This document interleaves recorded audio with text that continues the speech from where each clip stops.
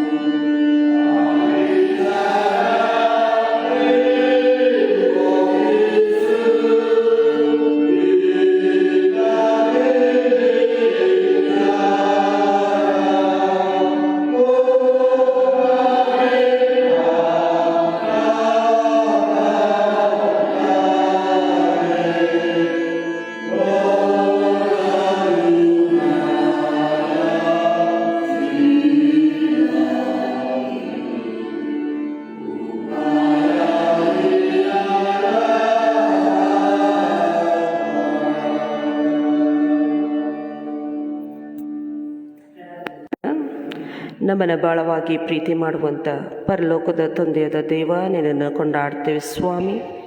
ಈ ಮುಂಜಾನೆಯ ವೇಳೆಯಲ್ಲಿ ಕರ್ತನೆ, ಈ ಚಿಕ್ಕ ಹಿಂಡ ಆಗಿ ಬಂದು ಕರ್ತನೆ, ನಿನ್ನನ್ನು ಆರಾಧಿಸುವಂತೆ, ನಿನಗೆ ಘನಪಡಿಸುವಂತೆ, ನಿನ್ನ ಕೀರ್ತಿಸುವಂತೆ ಸ್ವಾಮಿ, ನಿನ್ನನ್ನು ಸ್ತುತಿಸುವಂತೆ ಕೊಟ್ಟಂಥ ಅವಕಾಶಕ್ಕಾಗಿ ಸ್ತೋತ್ರ ಕರ್ತನೆ.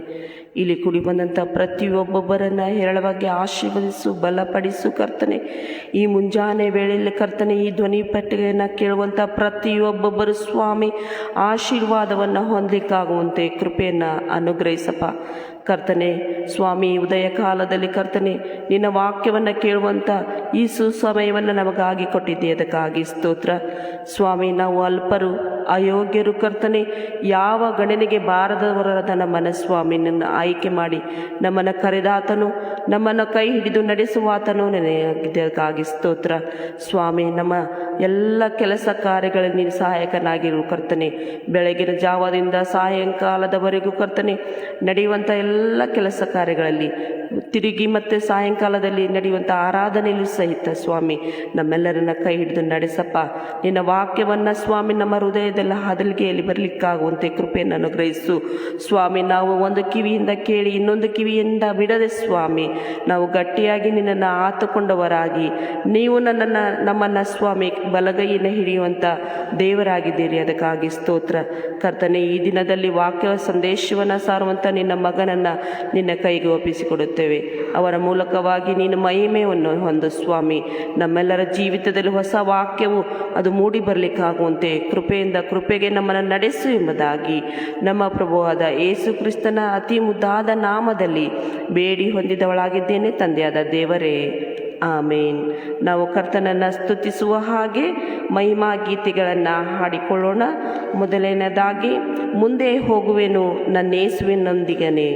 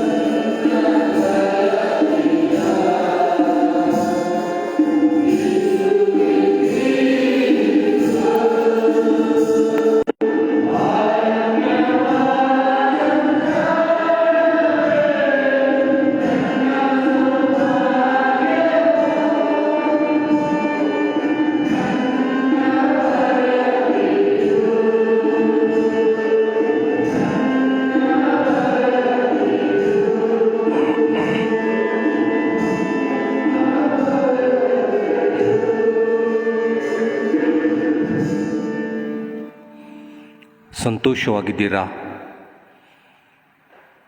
R you happy this morning? ಏನು ಬಿಡ್ರಿ,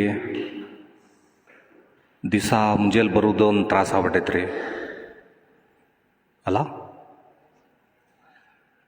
ನಮ್ಮ ಎಲಿಶಣ್ಣವರು ದಿವಸ ಬೆಳಿಗ್ಗೆ ಬೇಗನೆ ಹೇಳ್ಬೇಕು, ಎದ್ದು ಆರಾಧನೆ ಮಾಡೋರನ್ನ ಎಬ್ಬಿಸ್ಬೇಕು, ಪ್ರಸಂಗ ಮಾಡೋರನ್ನ ಎಬ್ಬಿಸ್ಬೇಕು. ಅದು ಒಂದು ಜವಾಬ್ದಾರಿ. ಒಂದು ವೇಳೆ ಅವರು ಮಲಗಿಬಿಟ್ರೆ ದೇವರೇ ಗತಿ. ದಿವಾಕರ್ ಇಂಡಿಗೇರಿ ಅವರು ಇರ್ತಾರೆ ರೀ ಪ್ರಸಂಗ ಮಾಡಲಿಕ್ಕೆ, ಅದೇನು ಪ್ರಾಬ್ಲಮ್ ಇಲ್ಲ, ಇರಲಿ. ಈ ಬೆಳಗಿನ ಜಾವದಲ್ಲಿ ನಿಮ್ಮೆಲ್ಲರಿಗೂ ನಾನು ಯೇಸು ಕ್ರಿಸ್ತನ ಹೆಸರಿನಲ್ಲಿ ವಂದನೆಗಳನ್ನು ನಾವು ಸಲ್ಲಿಸ್ತೇನೆ. ನಿಮ್ಮ ಪಕ್ಕದಲ್ಲಿರುವಂಥವ್ರಿಗೆ ಹೇಳ್ರಿ, ನಾನು ಉಳಿದಿರುವುದು ಯೆಹೋವನ ಕರುಣೆ ಅಂತ ಹೇಳ್ರಿ. ನಾವು ಉಳಿದಿರುವುದು ಯೆಹೋವನ ಕರುಣೆ. ದೇವರು ಫೆಬ್ರವರಿ 28 ದಿವಸ ನಮ್ಮನ್ನು ಭಾಳ ಅದ್ಭುತವಾಗಿ ಕಾಪಾಡಿದ್ದಾನ್ರಿ. ಎಲ್ಲ ಕೇಡು ಗಂಡಾಂತರ ಅನಾರೋಗ್ಯ ಬಾರದ ಹಾಗೆ, ನಮಗೆ ಯಾವ ಕೊರತೆ ಆಗದ ಹಾಗೆ ದೇವರು ತನ್ನ ಆತ್ಮನ ಮೂಲಕವಾಗಿ ನಮ್ಮನ್ನು ಕಾಪಾಡಿದ್ದಾನ್ರಿ. ಈ ಮಾರ್ಚ್ನಲ್ಲಿ ಕೂಡ ಈ 31 ದಿವಸ ಕೂಡ ದೇವರು ನಮ್ಮನ್ನು ಕಾಪಾಡ್ತಾನ್ರಿ. ನಂಬಿಕೆ ಇದೆಯಲ್ಲ? ದೇವ್ರ ವಾಕ್ಯ ಹೇಳ್ತದೆ, ನಾವು ಅಪನಂಬಿಗಸ್ತರಾದರೂ ಅವ ಏನಂತ್ರಿ, ನಂಬಿಗಸ್ತನಾಗೇ ಇದ್ದಾನಂತ್ರಿ. ಇಸ್ರಾಯೇಲರನ್ನು ಕಾಯುವ ದೇವರು ತೂಕಡಿಸುವುದಿಲ್ಲ, ನಿದ್ರಿಸುವುದಿಲ್ಲ.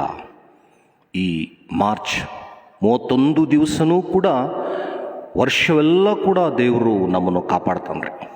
ನಮಗೆ ಯಾವ ಕೊರತೆ ಆಗದ ಹಾಗೆ, ನಮಗೇನು ಸಂಭವಿಸದ ಹಾಗೆ ದೇವರು ನಮ್ಮನ್ನು ಕಾಪಾಡುವುದಕ್ಕೆ ಆತನು ಶಕ್ತನಾದಂಥ ದೇವರಾಗಿದ್ದಾನ್ರಿ.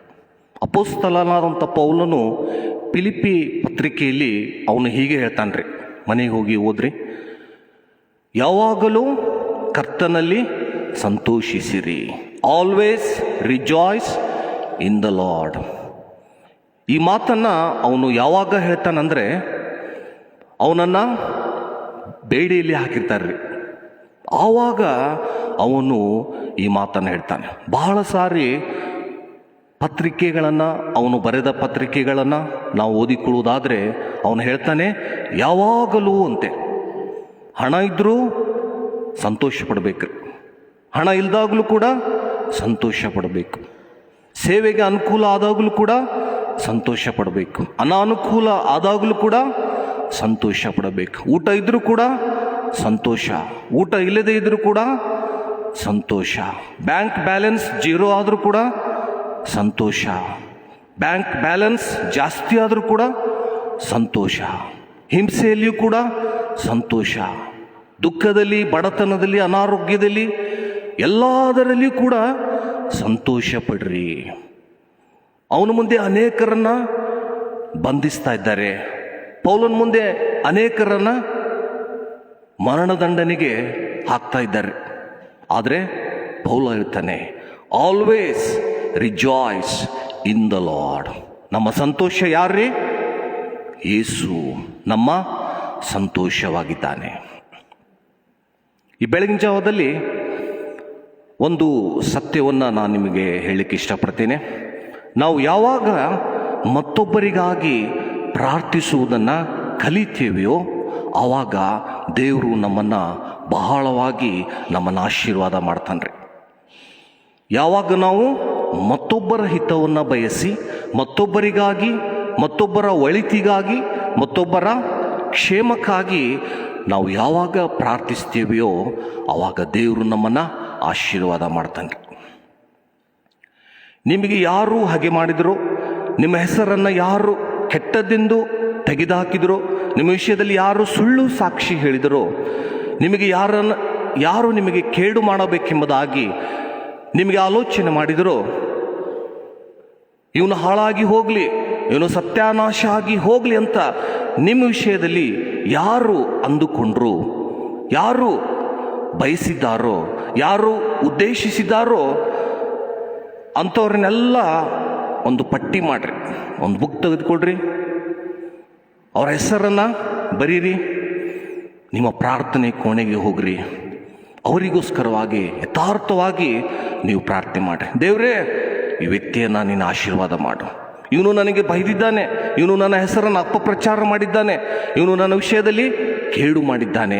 ದೇವರೇ, ಇವನನ್ನು ಆಶೀರ್ವಾದ ಮಾಡು, ಇವನ ಮಕ್ಕಳನ್ನು ಆಶೀರ್ವಾದ ಮಾಡು, ಇವನ ಹೆಂಡತಿಯನ್ನು ಆಶೀರ್ವಾದ ಮಾಡು, ಇವನ ಕೆಲಸವನ್ನು ಆಶೀರ್ವಾದ ಮಾಡು, ಇವನಿಗಿರುವಂಥದ್ದು ಎಲ್ಲವನ್ನ ನೀನು ಆಶೀರ್ವಾದ ಮಾಡು. ದೇವರೇ, ಯಾವಾಗ ನಾವು ಯಥಾರ್ಥವಾಗಿ ನಿಷ್ಕಪಟಿಗಳಾಗಿ ಪ್ರಾರ್ಥಿಸ್ತೀವಿಯೋ ಆವಾಗ ಶುಭ ಮತ್ತು ಕೃಪೆ ನಮ್ಮನ್ನು ಹಿಂಬಾಲಿಸ್ತದೆ ಪ್ರಿಯರೇ.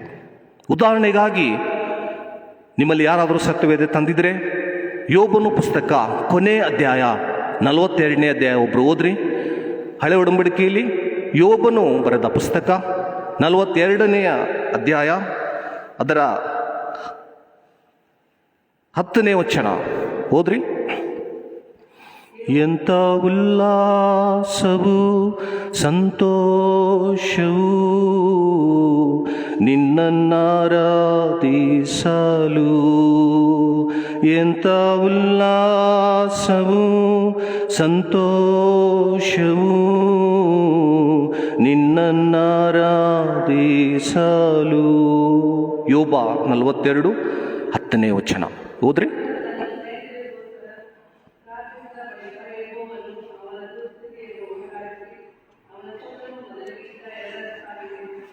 ಯೋಬನು ತನ್ನ ಸ್ನೇಹಿತರಿಗೋಸ್ಕರ ಪ್ರಾರ್ಥಿಸಿದ ಬಳಿಕ ದೇವರು ಅವನ ಏನು ಹೋಗಲಾಡಿಸಿದಂತ್ರಿ? ದುಸ್ಥಿತಿಯನ್ನು, ಕೆಟ್ಟ ಸ್ಥಿತಿಯನ್ನು. ಮೊದಲು ಸ್ನೇಹಿತರ ದುಸ್ಥಿತಿಯನ್ನು ಹೋಗಲಾಡಿಸ್ಲಿಲ್ಲಂತ್ರಿ, ಅದು ಆಮೇಲೆ ರೀ. ಮೊದಲು ಪ್ರಥಮವಾಗಿ ಫಸ್ಟ್ ಅವನ ಸ್ನೇಹಿತರ ದುಸ್ಥಿತಿಯನ್ನು ದೇವರು ಹೋಗಲಾಡಿಸಿದನಂತೆ. ಮುಂದೆ ಹೇಳ್ತದೆ, ಅವನನ್ನು 2ರಷ್ಟಾಗಿ ಹೆಚ್ಚಿಸಿದಂತೆ. ಎಷ್ಟರಷ್ಟು? 2ರಷ್ಟು ಅವನನ್ನು ಹೆಚ್ಚಿಸಿದಂತೆ. ಯೇಸುಸ್ವಾಮಿ ಕುರ್ಜಿ ಹಾಕುವಾಗ ಇಬ್ಬರು ಕಳ್ಳರ ಮಧ್ಯದಲ್ಲಿ ಆತನನ್ನು ತೂಗ ಹಾಕಲ್ಪಟ್ಟರು ಪ್ರಿಯರೇ. ಒಬ್ಬ ಕಳ್ಳ ಅಲ್ಲಿರುವಾಗಲೂ ಕೂಡ ಜೀವಮಾನವೆಲ್ಲ ಕಳ್ಳತನ ಮಾಡಿ ದುಷ್ಟತನ ಮಾಡಿ ಶಿಲ್ಬೆಗೆ ಅವನನ್ನು ಹಾಕಿದಾಗಲೂ ಕೂಡ ಯೇಸುವನ್ನು ನಿಂದಿಸ್ತಾ ಇದ್ದಾನೆ. ಆದರೆ ಇನ್ನೊಬ್ಬ ಕಳ್ಳ, ನಾವಾದರೂ ಕೆಟ್ಟದ್ದನ್ನು ಮಾಡಿದ್ದೇವೆ, ಇವನಾದರೂ ಏನು ಮಾಡಿದ್ದಾನೆ, ಇಂಥ ಸಮಯದಲ್ಲಿ ಕೂಡ ನೀನು ಇದನ್ನು ಬಿಡುವುದಿಲ್ಲವೋ ಎಂಬುದಾಗಿ ಇನ್ನೊಬ್ಬ ಕಳ್ಳ ಹೇಳ್ತಾ ಇದ್ದಾನ್ರಿ. ಆಗ ಇನ್ನೊಬ್ಬ ಕಳ್ಳ ಹೇಳ್ತಾನೆ, ಯೇಸುವೆ, ನಿನ್ನ ರಾಜ್ಯವನ್ನು ಪಡೆದವನಾಗಿ ನೀನು ಬರುವಾಗ ನನ್ನನ್ನು ನೆನೆಸಿಕೋ.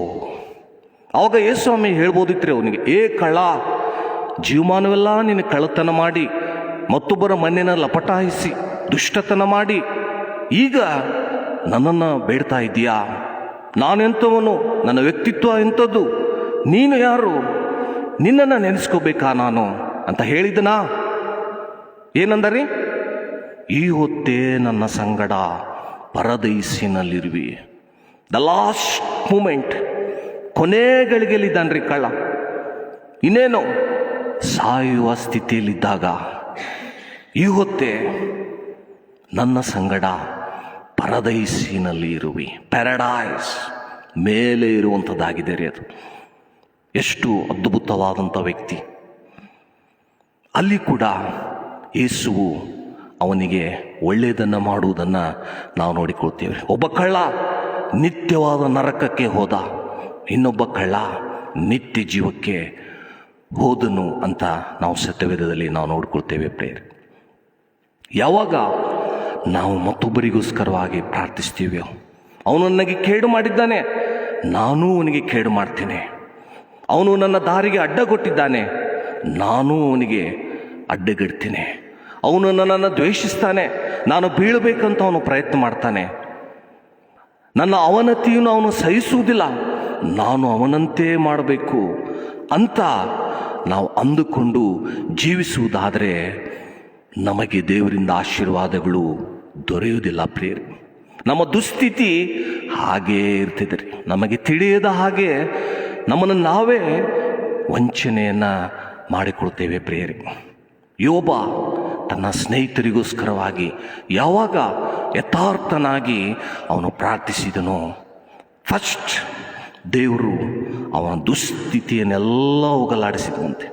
ನೀವು ಕೂಡ ಇದನ್ನು ಮಾಡುವುದಾದರೆ 1 ದಿವಸ, 2 ದಿವಸ, 3 ದಿವಸ, 1 ವಾರ, 1 ತಿಂಗಳ, ವರ್ಷವೆಲ್ಲ ಹೀಗೆ ನೀವು ಯಥಾರ್ಥವಾಗಿ ಮಾಡುವುದಾದರೆ ನಿಮ್ಮ ಸುತ್ತನ್ನು ಕೂಡ, ನಿಮ್ಮ ಜೀವಿತ ಕೂಡ ಅದು ಆಶೀರ್ವಾದವಾಗ್ತದೆ ಪ್ರೇರೆ. ಬರೀ ಪ್ರಾರ್ಥನೆಯಲ್ಲಿ ನಾವು ಶರೀರಕ್ಕೆ ಸಂಬಂಧಪಟ್ಟಂಥ ಸಂಗತಿಗಳನ್ನು ನಾವು ಕೇಳುವುದಲ್ರಿ. ದೇವರೇ ನನಗೆ ಅದನ್ನು ಕೊಡು, ಇದನ್ನು ಕೊಡು, ಕಾರ್ ಕೊಡು, ಬಂಗ್ಲೆ ಕೊಡು, ಇವೆಲ್ಲ ನಮಗೆ ದೇವರು ಕೊಡ್ತಾನ್ರಿ. ಚಿಟಿಕೆ ಹೊಡೆಯೋದ್ರೊಳಗೆ ದೇವರು ನಮಗೆ ಕೊಡ್ತಾನ್ರಿ. ಯಾವುದು ಕೂಡ ಅವನಿಗೆ ಅಸಾಧ್ಯ ಅಲ್ಲ. ನನಗೆ ಅಸಾಧ್ಯವಾದದ್ದು ಒಂದಾದರೂ ಉಂಟೋ ಅಂತ ದೇವರು ತನ್ನ ವಿಷಯದಲ್ಲಿ ತನ್ನನ್ನು ಪ್ರಕಟಿಸಿಕೊಳ್ತಾನ್ರಿ. ದೇವ್ರ ವಾಕ್ಯ, ಯೇಸು ನಮಗೇನು ಹೇಳಿದ್ದಾನ್ರಿ? ಮೊದಲು ದೇವರ ರಾಜ್ಯ, ಫಸ್ಟ್ ಪ್ರಯಾರಿಟಿ ಈಸ್ ಕಿಂಗ್ಡಮ್. ಆತನ ನೀತಿಗಾಗಿ ನಾವು ತವಕ ಪಡಬೇಕಂದ್ರೆ, ನಮ್ಮ ತವಕ ಅದರಲ್ಲಿ ದೇವರ ರಾಜ್ಯದಲ್ಲಿ ನಮ್ಮ ತವಕ.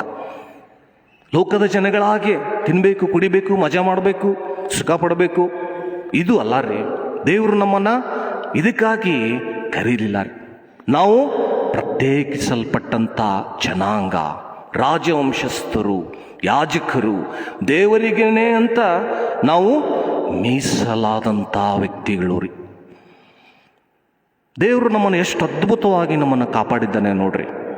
ಅಲ್ಲ, ನಾವು ಹೋಗುವಾಗ ಬರುವಾಗ ಎಷ್ಟೋ ಅಪಾಯಗಳು ಸಂಭವಿಸ್ತವೆ ರೀ. ಅವುಗಳ ಮಧ್ಯದಲ್ಲಿ ದೇವರು ನಮ್ಮನ್ನು ಅದ್ಭುತವಾಗಿ ನಮ್ಮನ್ನು ನಡೆಸಿದ್ದಾನೆ. ಮಧ್ಯಪ್ರಾಚ್ಯದಲ್ಲಿ ಯುದ್ಧ ನಡೀತಾ ಇದೆ ರೀ. ಎಷ್ಟೋ ಸಾವು ನೋವುಗಳು ಸಂಭವಿಸಿವೆ. ಯಾವಾಗ ಸಭೆ ಇದಕ್ಕೋಸ್ಕರವಾಗಿ ಪ್ರಾರ್ಥಿಸ್ತದೋ ದೇವರು ನಮ್ಮ ಪ್ರಾರ್ಥನೆ ಕೇಳ್ತಾನ್ರಿ. ಯುದ್ಧವನ್ನು ಬರೋ ದಿವಸಗಳಲ್ಲಿ ನಿಲ್ಲಿಸ್ತಾನ್ರಿ. ನಾವು ಸಭೆಯಾದಂಥ ನಾವು, ಇದು ಸಭೆಯ ಕಾಲವಾಗಿದೆ ಪ್ರಿಯರೇ. ಸಭೆ ಯಾವಾಗ ಇಂಥ ವಿಷಯಗಳಿಗಾಗಿ ಪ್ರಾರ್ಥನೆ ಮಾಡ್ತದೋ ದೇವರು ನಮ್ಮ ಪ್ರಾರ್ಥನೆಯನ್ನು ಕೇಳಿ ಆತನು ಪರಿಸ್ಥಿತಿಗಳನ್ನು ನಿಯಂತ್ರಿಸ್ತಾನ್ರಿ. ಸಭೆಯ ಅತ್ಯಾಸಕ್ತಿಯುಳ್ಳ ವಿಜ್ಞಾಪನೆ ಬಹುಬಲವಾಗಿದೆ ಅಂತೀರಿ. ಪೇತ್ರನನ್ನು ಸೆರೆಮನೆಯಲ್ಲಿ ಹಾಕಿದ್ದಾರೆ. ಆದರೆ ಇವ್ರು ಏನು ಮಾಡ್ತಾ ಇದ್ದಾರೆ? ಮಲಗಿದ್ದಾರ? ಪ್ರಾರ್ಥನೆ ಮಾಡ್ತಾ ಇದ್ದಾರೆ. ಎಚ್ಚರವಾಗಿದ್ದು ಪ್ರಾರ್ಥನೆಯನ್ನು ಮಾಡ್ತಾ ಇದ್ದಾರೆ. ಪೌಲಸೀಲರನ್ನ ಸೆರೆಮನೆಯಲ್ಲಿ ಹಾಕಿದ್ದಾರೆ. ಅವ್ರನ್ನ ಕಾಯುವುದಕ್ಕೆ ಅನೇಕ ಕಾವಲುಗಾರನಿಟ್ಟಿದ್ದಾರೆ. ಇವ್ರು ಏನು ಮಾಡ್ತಾ ಇದ್ದಾರೆ? ಮಧ್ಯರಾತ್ರಿಯಲ್ಲಿ ದೇವರಿಗೆ ಸ್ತುತಿ ಪದಗಳನ್ನು ಹಾಡ್ತಾ ಇದ್ದಾರೆ. ಎಷ್ಟು ಅದ್ಭುತವಾದ ಜೀವನ ರೀ. ಹಣ್ಣುಗಾಯಿ ನೀರ್ಗಾಯಿ ಆಗುವಷ್ಟು ಹೊಡೆದಿದ್ದಾರೆ. ಅವ್ರಿಗೆ ಇಬ್ಬರಿಗೆ ಚಲೋ ಹೊಡೆದಿದ್ದಾರೆ. ಅನೇಕ ಗಾಯಗಳಾಗಿವೆ. ರಕ್ತ ಸೋರ್ತಾ ಇದೆ. ಮೈ ತುಂಬ ಗಾಯ, ನೋವಾಗಿದೆ. ಅವರು ಮಲಗಿಕೊಳ್ಬೋದಿತ್ರಿ. ಆ ಡಾಕ್ಟ್ರನ್ನ ಈ ಡಾಕ್ಟ್ರಿಗೆ ಫೋನ್ ಮಾಡಿ ಅವರು ಕರಿಬೋದಿತ್ರಿ. ನನಗೆ ಭಾಳ ತ್ರಾಸಾಗಿದ್ದೀರಿ, ಬರ್ರಿ, ನಾನು ನೋಡಿ ಬರ್ರಿ, ಮೈಯೆಲ್ಲ ನೋವಾಗಿದೆ, ಹೊಡೆದಿದ್ದಾರೆ ನನ್ನನ್ನು.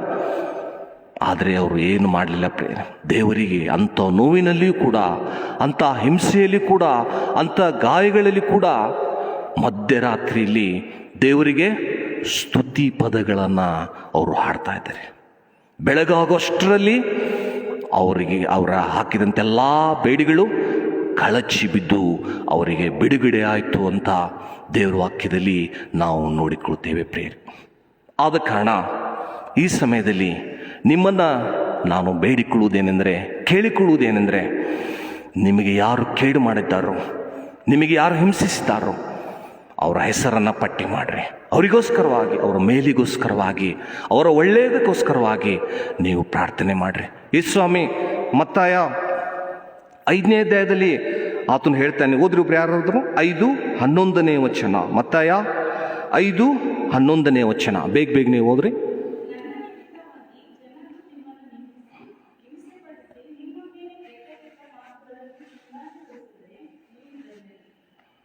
ಹೌದಮ್ಮ? ಮುಂದೆ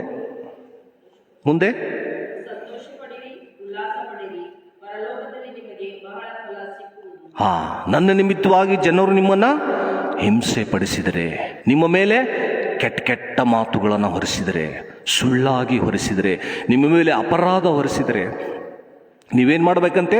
ಅಳುತ್ತಾ ಕೂತ್ಕೊಡ್ರಿ ಅಂತ ಯೇಸು ಸ್ವಾಮಿ ಹೇಳಿದ್ನ? ಸಂತೋಷ ಪಡ್ಬೇಕಂತ್ರಿ. ನಾನು ಆಶೀರ್ವದಿಸಲ್ಪಟ್ಟಂಥ ವ್ಯಕ್ತಿ, ಐ ಆಮ್ ಬ್ಲೆಸ್ಸೆಡ್ ಪರ್ಸನ್. ನಾವು ಸಂತೋಷ ಪಡ್ಬೇಕಂತ್ರಿ. ನಾನು ಹೇಳ್ತಾ ಇಲ್ಲ ರೀ, ಯೇಸು ಸ್ವಾಮಿ ಹೇಳ್ತಾ ಇದ್ದೇನೆ ರೀ. ಯೇಸು ಸ್ವಾಮಿ ಖರೆ ಹೇಳ್ತಾನೋ ಸುಳ್ಳು ಹೇಳ್ತಾನೆ ರೀ? ಆತನು ಸತ್ಯವನ್ನೇ ಹೇಳ್ತಾನೆ ರೀ. ಭೂಮಿ ಆಕಾಶಗಳು ಅಳಿದು ಹೋಗ್ತವೆ, ನನ್ನ ಮಾತುಗಳು ಎಂದಿಗೂ ಅಳಿದು ಹೋಗುವುದಿಲ್ಲ. ಕುಣಿದಾಡಬೇಕಂತೆ ರೀ. ನಾವು ಏನು ಮಾಡ್ಬೇಕಂತೆ? ಕುಣಿದಾಡಬೇಕಂತೆ. ಯಾಕೆ? ಜನರು ಯಾವಾಗ ನಮ್ಮನ್ನು ಹಿಂಸಿಸ್ತಾರೋ, ನಮ್ಮ ಮೇಲೆ ಕೆಟ್ಟ ಕೆಟ್ಟ ಮಾತುಗಳನ್ನು ಹೊರಿಸ್ತಾರೋ, ಆವಾಗ ನಾವು ಕುಣಿದಾಡಬೇಕಂತೆ. ಯಾವ ವ್ಯಕ್ತಿಗೆ ಕೆಟ್ಟ ಕೆಟ್ಟ ಮಾತುಗಳನ್ನು ಜನರು ಹೊರಿಸುವುದಿಲ್ಲವೋ ಅವನು ನಿಜವಾಗಿಯೂ ಕ್ರಿಸ್ತನ ಮಗನಲ್ಲ ಪ್ರೇರೆ. ಇದನ್ನು ನಾವು ತಿಳ್ಕೊಳ್ಬೇಕು. ಯಾವಾಗ ಒಬ್ಬ ವ್ಯಕ್ತಿಗೆ ನಿಂದನೆಗಳು, ಅಪಾದನೆಗಳು, ಸುಳ್ಳಾದ ಮಾತುಗಳು ಬರ್ತವೆಯೋ ಆವಾಗ ಅವನು ತಿಳ್ಕೊಳ್ಬೇಕು, ಹಾಗಾದರೆ ನಾನು ಕ್ರಿಸ್ತನ ಮಗನು, ನಾನು ಸಂತೋಷ ಪಡ್ತೇನೆ. ಯಾಕೆ? ಪರಲೋಕದಲ್ಲಿ ನನಗೆ ಭಾಳ ಫಲ ಸಿಗ್ತದಂತೆ ರೀ. ಸ್ವಲ್ಪ ಅಲ್ಲ ರೀ, ಭಾಳ ಫಲ ಸಿಗ್ತದೆ ಅಂತ ಯೇಸು ಸ್ವಾಮಿ ಇಲ್ಲಿ ಹೇಳುವಂಥದ್ದನ್ನು ನಾವು ನೋಡಿಕೊಳ್ಳುವಂಥವರಾಗಿದ್ದೀವಿ ಪ್ರೇರೆ. ಆದ ಕಾರಣ ನಿಮ್ಮ ಜೀವಿತದಲ್ಲಿ ಕೂಡ ಇದನ್ನು ಅಭ್ಯಾಸ ಮಾಡಿಕೊಡ್ರಿ. ಪ್ರಾರಂಭದಲ್ಲಿ ಬಹಳ ಕಷ್ಟ ಅನಿಸ್ತಿದೆ ರೀ, ಸುಲಭ ಅಲ್ಲ. ಇದು ಹೇಳಿದಷ್ಟು ಸುಲಭ ಇದು ಅಲ್ಲ ರೀ, ಭಾಳ ಕಷ್ಟ. ಅವನು ನನಗೆ ಹೀಗೆ ಮಾಡಿದ್ದಾನ್ರಿ, ಒಂದು ಕಾಲದಲ್ಲಿ ನನಗೆ ಹೀಗೆ ಮಾಡಿದ್ದಾನೆ, ಹೀಗಂದಿದ್ದಾನು. ಅವನಿಗೋಸ್ಕರವಾಗಿ ನಾನು ಪ್ರಾರ್ಥಿಸ್ಬೇಕಾ? ಅವನ ಮೇಲಿಗಾಗಿ ನಾನು ದೇವರನ್ನು ಪ್ರಾರ್ಥಿಸ್ಬೇಕಾ? ನೆವರ್. ಅಸಾಧ್ಯ ರೀ ಇದು. ಇದು ನನ್ನಿಂದ ಸಾಧ್ಯ ಇಲ್ಲ ರೀ. ಆದರೆ ನಿನಗೆಲ್ಲ ಸಾಧ್ಯ. ಮನಸ್ಸು ಮಾಡಿದರೆ ಎಲ್ಲವೂ ನಿನಗೆ ಸಾಧ್ಯ. ಮತ್ತು ನಿನ್ನ ದುಸ್ಥಿತಿಯನ್ನು ಹೋಗಲಾಡಿಸುವುದಕ್ಕೆ ದೇವರು ಯಾವಾಗಲೂ ಆತನು ಇಚ್ಛೆ ಪಡುವಂಥವನಾಗಿದ್ದಾನೆ. ನಿನಗಿರುವಂಥ ಸ್ವತ್ತನ್ನು ಆತನು ಹೆಚ್ಚಿಸುವುದಕ್ಕೆ, ನಿನ್ನ ಜೀವಿತದಲ್ಲಿ ಶುಭಗಳನ್ನು, ಕೃಪೆಗಳನ್ನು ಕೊಡುವುದಕ್ಕೆ ಆತನು ಯಾವಾಗಲೂ ಇಷ್ಟವುಳ್ಳಂಥ ನಮ್ಮ ಪರಲೋಕದ ತಂದೆ ಆತನಾಗಿದ್ದಾನೆ ಪ್ರಿಯರೇ. ಆದ ಕಾರಣ ಇದನ್ನು ನಿಮ್ಮ ಜೀವಿತದಲ್ಲಿ ತಪ್ಪದೆ ನೀವು ಮಾಡುವುದಾದರೆ, ಒಂದು ವೇಳೆ ಯಥಾರ್ಥವಾಗಿ ನೀವು ಮಾಡುವುದೇ ಆದರೆ ನಿಮ್ಮ ಜೀವಿತದಲ್ಲಿ ಇದರ ಫಲವನ್ನು ನೀವೇ ಕಾಣ್ತೀರಿ ಪ್ರಿಯರೇ. ಹೀಗಾಗುವಂತೆ ದೇವರು ತನ್ನ ಆತ್ಮನ ಮೂಲಕವಾಗಿ ನಮ್ಮೆಲ್ಲರಿಗೆ ಸಹಾಯ ಮಾಡಲಿ. ಆಮೆನ್. ಕಷ್ಟದ ಕಾಲದೋಳು ಸಂತೋಷ ಶಾಂತಿ ಕೊಡುವ, ಕಷ್ಟದ ಕಾಲದೋಳು ಸಂತೋಷ ಶಾಂತಿ ಕೊಡುವ, ಕಾರ್ಮೋಡದಂತೆ ಕಷ್ಟವು ಬರುವಾಗ ನಿನ್ನನ್ನು ಕನಿಕರಿಸಿ ಕಾಪಾಡುವ, ಕಾರ್ಮೋಡದಂತೆ ಕಷ್ಟವು ಬರುವಾಗ ನಿನ್ನನ್ನು ಕನಿಕರಿಸಿ ಕಾಪಾಡುವ, ಕಣ್ಣೀರಿನಿಂದ ಬರಲು ಸಂಪೂರ್ಣವರಸಿ ಬಿಡುವ, ಕಣ್ಣೀರಿನಿಂದ ಬರಲು ಸಂಪೂರ್ಣವರಸಿ ಬಿಡುವ, ಯಾರೇ ಆಗಿದ್ದರೂ ಭೇದವಿಲ್ಲದೆ ಕೃಪೆಯಿಂದ ನಿನ್ನನ್ನು ಕಾಪಾಡುವ, ಯಾರೇ ಆಗಿದ್ದರೂ ಭೇದವಿಲ್ಲದೆ ಕೃಪೆಯಿಂದ ನಿನ್ನನ್ನು ಆದರಿಸುವ, ಯೇಸು ಕರೆಯುತ್ತಾನೆ, ಯೇಸು ಕರೆಯುತ್ತಾನೆ, ಹಂಬಲದಿಂದ ತನ್ನ ಹಸ್ತವ ನೀಡಿ ಯೇಸು ಕರೆಯುತ್ತಾನೆ, ಹಂಬಲದಿಂದ ತನ್ನ ಹಸ್ತವ ನೀಡಿ ಯೇಸು ಕರೆಯುತ್ತಾನೆ, ಯೇಸು ಕರೆಯುತ್ತಾನೆ, ಯೇಸು ಯೇಸು ಕರೆಯುತ್ತಾನೆ.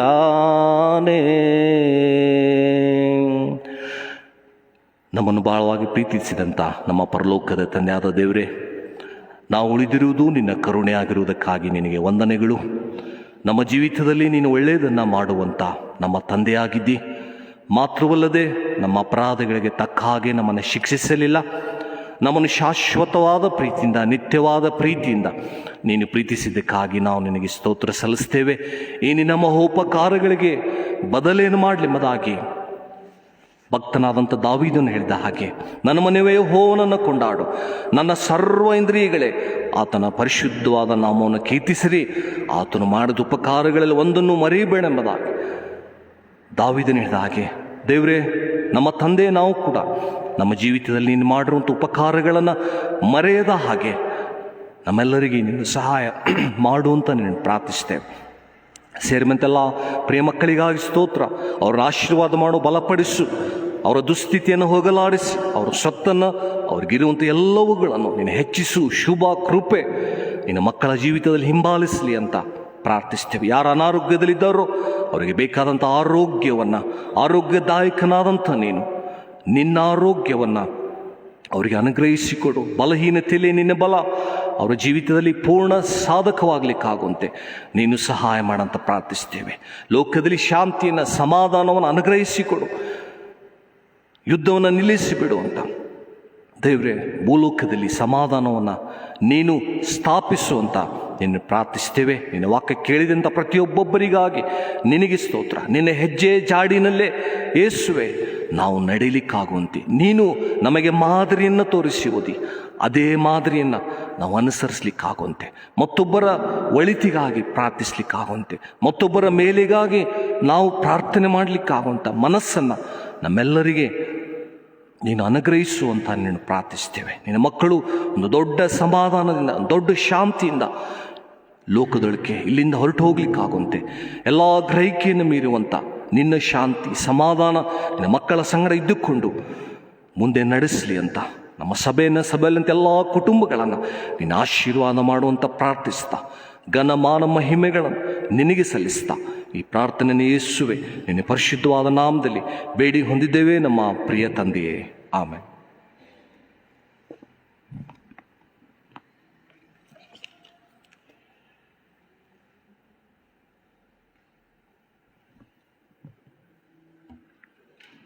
ಕೊನೆಯದಾಗಿ ಸಂಗೀತಗಳಲ್ಲಿ 237 ಸಂಗೀತದ 1 ಮತ್ತು 4ನೇ ಚರಣಗಳನ್ನು ಮಾತ್ರ ಹಾಡಿಕೊಳ್ಳೋಣ. ಸಂಗೀತಗಳಲ್ಲಿ 237.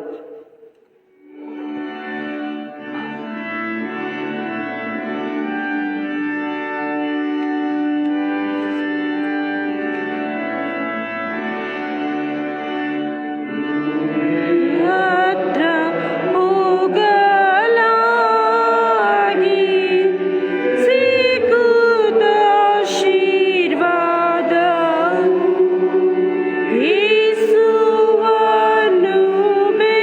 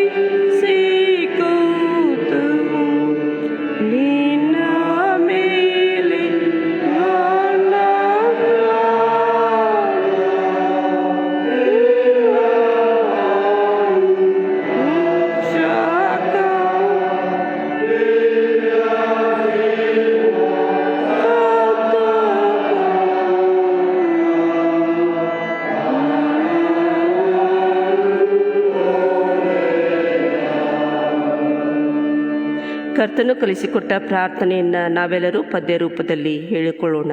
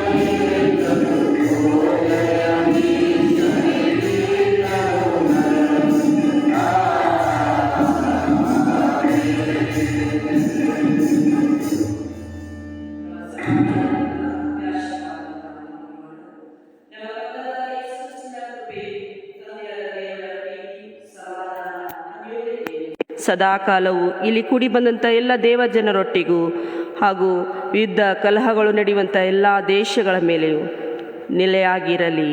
ಆಮೇನ್.